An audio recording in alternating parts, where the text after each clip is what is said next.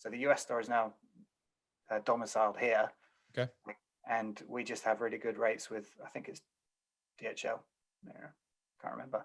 And they, the package gets there in 24 hours, 48 hours. There's no tax to pay. So hopefully the US customer feels like they're shopping from a US store, you know.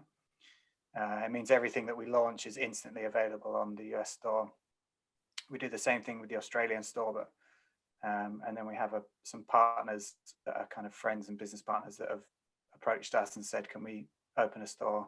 We have a guy in Poland, a guy in Canada, a guy in Japan, and a guy in Ireland, and a guy in Korea. Yeah, that's where we are now. And they're all, you know, I guess, personal friendships that you've developed into being an arm of the business, or a distribution arm. Yeah, yeah, or sometimes it's gone the other way around, but yeah. It often works like that. So what? And then, you know, so your passion for BJJ, growing your scramble brand. So why did you move into competitions and promoting competition with Polaris? Tell me a bit about that. I guess why that started, the history, and you know what it is really.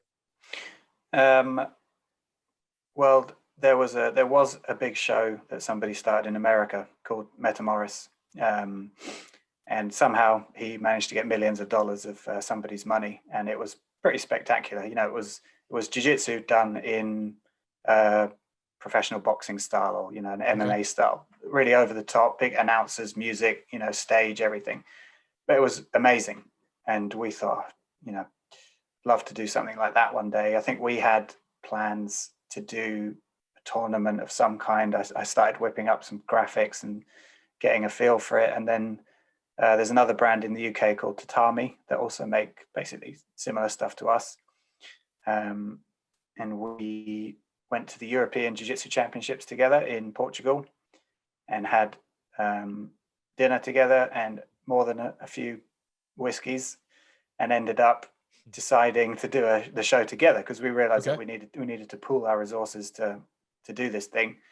And it moved along pretty quickly from then. And then it was hard. Like, it still is the first one was the hardest thing I've ever done in my life. Like, yeah, mental breakdown levels of stress. I mean, like, I think 2 weeks out, we had this streaming company hired to do it, and they had a meltdown, and they said that we can't do this. They said, you're not streaming a competition, you're doing a sports broadcast. We're not set up to do that.